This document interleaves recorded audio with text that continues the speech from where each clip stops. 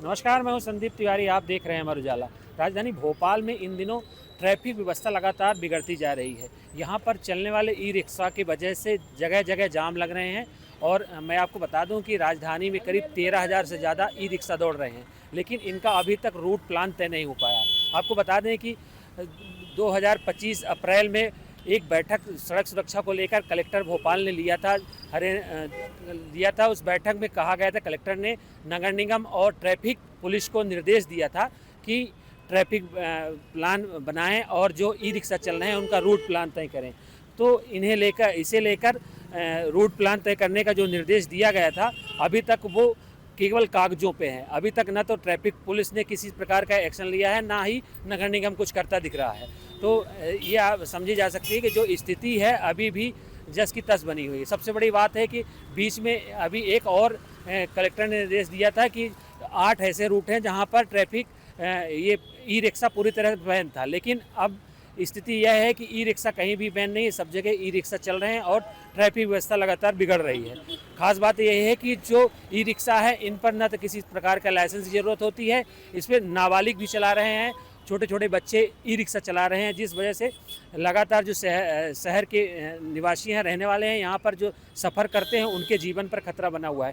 और स्कूली बच्चों को लेकर भी ये लेकर जाते हैं। स्कूलों पर भी बैन लगाया गया था रिक्शा पर, लेकिन अभी किसी प्रकार का कोई बैन है। जो ट्रैफिक पुलिस है उनसे भी हमने बात की, उनका कहना है कि अभी इस पर हम काम कर रहे हैं। हमने RTO को इस मामले में भेजा हुआ है, वो रूट प्लान तय करेंगे, उसके बाद फिक्स होगा कि किस क्षेत्र में कहाँ कितना ई रिक्शा चलाया जा सकता है। इसे लेकर लगातार प्रश्न उठते रहे हैं, बैठकें होती नहीं है, लेकिन अगर ज़मीन पर देखें तो अभी किसी प्रकार की कोई कार्रवाई होती नहीं दिख रही है। ट्रैफिक व्यवस्था लगातार बिगड़ती जा रही है, तो इस वजह से यहाँ पर कई बार एक्सीडेंट भी होते हैं, लोगों की गिरने से चोटें लगती हैं, लेकिन जो प्रशासन है किसी प्रकार का कोई कार्रवाई करता नहीं दिख रहा है। ई रिक्शा को लेकर सर राजधानी में कोई प्लान है क्या, रूट प्लान उनका कुछ?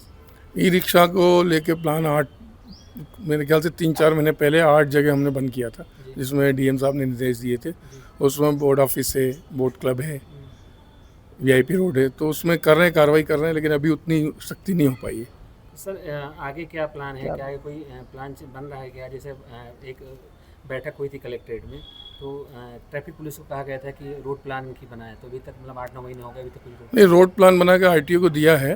वो जो प्लान था, आप बता रहे हैं कि जैसे एरिया वाइज बांटना था, उनको सेक्टर वाइज बांटना था कि ये इस जगह चलेंगे रजिस्ट्रेशन के हिसाब से। वो RTO का काम था कि जैसे आप जहाँ रहते हो, जहाँ आप गाड़ी चलाते हो, तो वो एरिया फिक्स करना था आपको कि इसी एरिया में आप चलाएंगे।